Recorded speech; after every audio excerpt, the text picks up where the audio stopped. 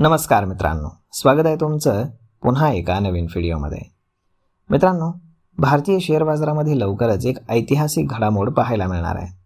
देशातील सर्वात मोठी telecom company Reliance Jio Infocom आपल्या 4 अब्ज डॉलर म्हणजे तब्बल 38,000 कोटी रुपयांच्या मेगा IPOसाठी अगदी पुढच्या काही दिवसातच DRHP दाखल करू शकते। रिलायन्स इंडस्ट्रीजचे चेअरमॅन मुकेश अंबानी यांच्या आगामी वार्षिक सर्वसाधारण सभेपूर्वी म्हणजेच AGM पूर्वी 19 जून पूर्वी ही कागदपत्र सेबीकडे सादर केली जाण्याची दाट शक्यता आहे। या बातमीनं दलाल स्ट्रीटवरील गुंतवणूकदार आणि बाजार विश्लेषकांमध्ये प्रचंड उत्सुकता निर्माण झालेली आहे। रिलायन्सची AGM नेहमीच भारतीय उद्योगासाठी एक मैलाचा दगड ठरत आली आहे।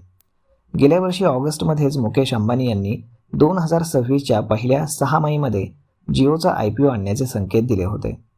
जागतिक स्तरावरील काही अनपेक्षित घडामोडींमुळे या वेळापत्रकामध्ये थोडासा बदल झाला असला तरी आता AGM मध्ये भागधारकांना संबोधित करण्यापूर्वीच कंपनी कायदेशीर प्रक्रिया पूर्ण करण्याच्या तयारीमध्ये आहे।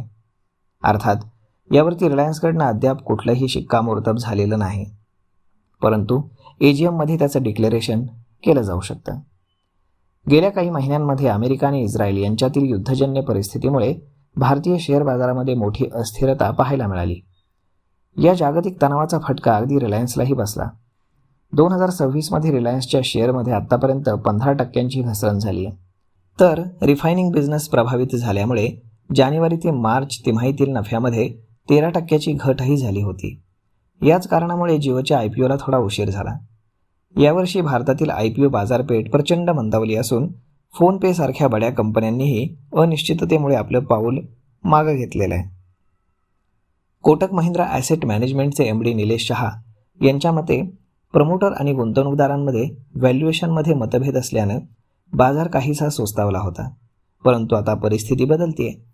अमेरिकेचे राष्ट्राध्यक्ष डोनाल्ड ट्रम्प यांनी अमेरिका आणि इराण यांच्यामध्ये ज्या अंतरिम कराराची घोषणा केली आहे त्यावरही शुक्रवारी म्हणजेच 19 जून रोजी स्वाक्षरी होणार आहे। या करारानंतर रणनीतिकदृष्ट्या महत्त्वाचा असलेला हॉर्मुझ हा वाहतुकीसाठी पुन्हा खुला होईल। यामुळे बाजारातील अनिश्चितता दूर होईल आणि वर्षाच्या उत्तरार्धामध्ये जिओच्या IPOसह संपूर्ण शेअर बाजाराला एक नवीन गती मिळेल असा विश्वास तज्ज्ञांनी व्यक्त केला आहे। तर मग मित्रांनो, अशा पद्धतीने जिओचा IPO लवकरच येऊ शकतो। त्यामुळे रिलायन्स आणि रिलायन्ससोबतच जिओ फायनान्शियल ह्या ज्या कंपन्या आहेत तर यामध्ये लोकांचा इंटरेस्ट वाढू लागलेला आहे। तर मग मित्रांनो, हा व्हिडिओ ही माहिती तुम्हाला कशी वाटली हे तुम्ही आम्हाला कमेंट करून नक्कीच सांगा। आणि जर हा व्हिडिओ तुम्हाला आवडला असेल तर आपल्या जवळच्या मित्रमंडळींसोबत देखील हा व्हिडिओ तुम्ही शेअर करायला विसरू नका। धन्यवाद।